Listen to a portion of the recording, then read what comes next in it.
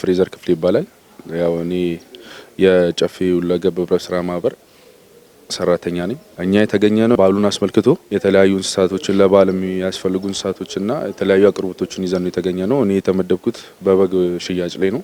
ውጭና እዚህ ልዩነት ያለው ያው ሁሌም እንደተለመደው እኛ ከውጭ ገበያ ዝቅ ያለ ዋጋ ይዘን ነው የምንቀርበው እና ውጭ ላይ 13 14 የሚባሉ በጎች እኛ ጋር እስከ 9000 ብር ነው እና ከዛ በታችም አለ መነሻ 7500 ብር ነው እና አሪፍ በጎች ናቸው ያሉት። ህብረተሰቡ ሁሉም የሚፈልጉት ነገር አለ እዚሁ አለ እና እንዲመጡና እንዲጠቀሙ።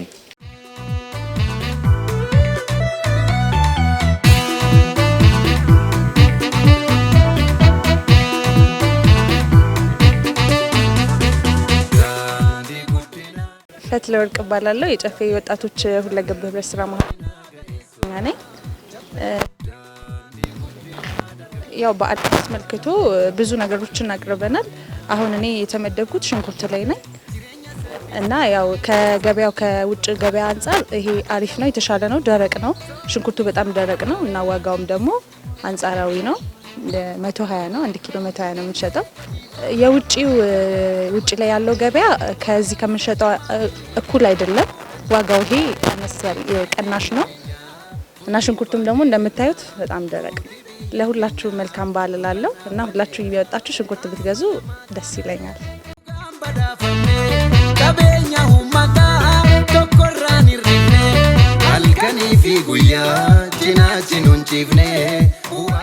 እኔ ስሜ ሰለሞን አንጋጋ እባላለሁ።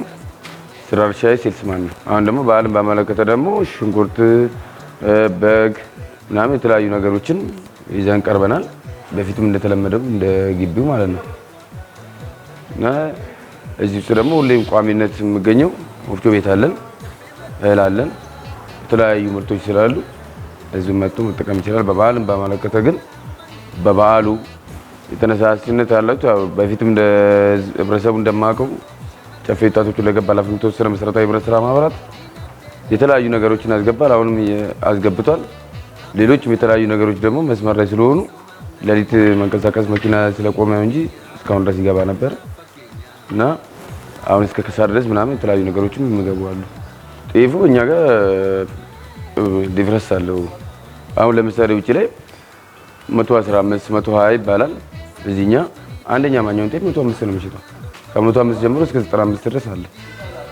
በጣም ዲፍረንስ አለ ከውጪ ጋር ባንስ በኩንታል ከ1000 ብር በላይ የሆነ ለውጥ አለ። ያው መጣችሁ ሁሉም ነገር እየቀረበ ስለሆነ ስለገባ መጣችሁ ያለኝ ቀን ዛሬ አንድ ስለሆነች ህዝቦች መጥቶ ከስተመሮቻችን እንድትጠቀሙ ፈልጋለን። እንኳን አደረሳችሁ እንላችኋለን።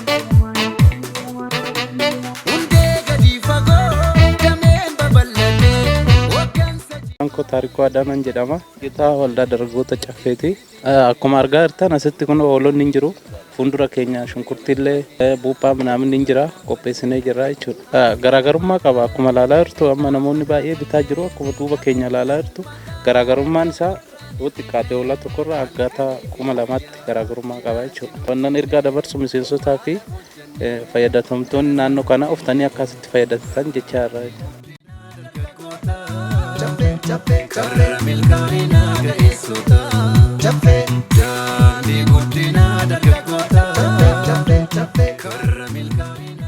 እሺ መቃንኮ መሰረት በቀላን ጀዳማ ወጅቱ ወልዳ ደርጎተ ጨፌ እጂ ገምታት ጉያራ ጉያና አያና አቂሌ ላልተሴ ኤሲ ገረገራ ኤሲ ጀራ ሽንኩርት እንጀራ በርበሬ እንጀራ ሆላ ኤሲ ገረገራ ኩድራ ገረገራ ኤሲ ነስተርገም ሊጀር አነላ ይውላሉ እኮ ገቲኒሳ ገቲውል ካዳለቲ አሰትሙ ወልዳ ደሲ miseensa keenyatis warri alaatis bisuu ni danda'a gatii madaalamaa ta'een kan alaarraa gadi buusnee gurguraa kan jirrudha asitti hunda keessaniifiyyuu baga ayyaana qillee isiniif hin ga'e walumaan geenye jechuun barbaada ayyaanni kun kan jaalalaa kan tokkummaa kan nageenya nuuf fidu nuuf haa ta'u jechuu barbaada galatu.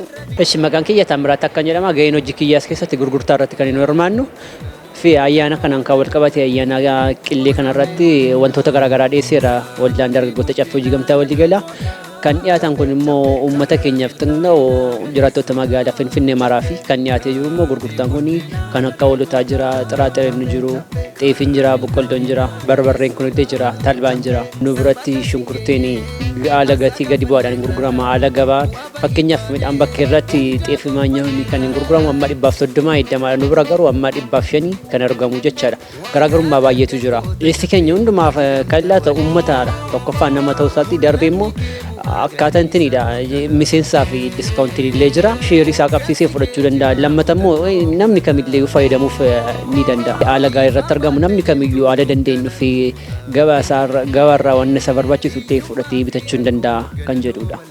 Maqaan koo Faayisaa Mixoon jedhama. Ga'een hojii kootii kutaa faayinaansiitti gaafatamaadha. Kaayyoon isaa gabaa asitti dhiyeessinee waldaa caffee dargaggoota caffee hojii gamtaa walii galaa asitti ayyaana ilaalchisee ayyaana qillee ilaalchisee wantoota uummataaf dhiyeetu miseensa waldaa kanaatii fi miseensa waldaa kan hin taanes naannawa Finfinnee fi akkasumas Finfinnee kan ta'an dhufanii uummanni asitti gabaa gadi bu'aa fi gabaa madaalawaa ta'een akka argatan asitti hoolaa dhiyeessinee jirra. Akkasuma barbareen jira, shunkurtiin jira, midhaan xaafiin jira, midhaan garaagaraa jira jechuudha. Kanaaf miseensi dhufee fayyadamuu danda'a, miti miseensi dhufee fayyadamuu danda'a jechuudha. Ala baay'ee qaala'insa qaba. Baay'ee ol ka'aadha gatiin kamiyyuu. As caffee waldaa dargaggoo caffee waldaa kana keessatti immoo baay'ee madaalawaa kan ta'e kanarraa kan alaarraa baay'ee gadi bu'aa kan ta'ee fi uummanni bitachuu akka danda'u fi amma danda'uun uummanni waan barbaadu asitti argachuu akka danda'u goonee dhiyeessineerra jechuudha. Asirratti miseensi waldaa kan ta'e tokkoffaa akka gargaaramu hin taasifama jechuudha. Waldaan caffee kun miseensi akka gargaaramu taasifna. Fakkeenyaaf midhaan bitachuu barbaade kiiloo 50 ji'a 3tti deebisuu danda'a jechuudha. Sartifikeetti isaa qabsiisee ji'a 3tti ofirraa xumuree waan barbaadu ammas gaafatee hoolaa yoo ta'e hoolas akkuma waliigalee miseensummaa isaatiin sartifikeetti isaa dhiyeessee akkaataa itti gatiidhaan deebisuu danda'u irratti caffeen hundeessee bifa kanaan gargaara miseensa. Miti miseensi garuu kanarraa adda. Kanarraa adda miti miseensi akkaataa maallaqa qabuun dhufee gatii madaalawaan asitti argachuu danda'a jechuudha. Alatti bifa kanaan argachuu hin danda'u. Gatii isaa ol ka'aadha. Asitti immoo dhufee gatii madaalawaa kanaan akka bitatee ayyaana kana ooluu jennee ibsina jechuudha. Qabeenya uummataa tokkorraan hir'ifne halkanii fi guyyaa cinaachi nuun ciifne bu'aadhaaf hojjenne dhalasaas guddifne yaadii guddinaa dargaggoota caffee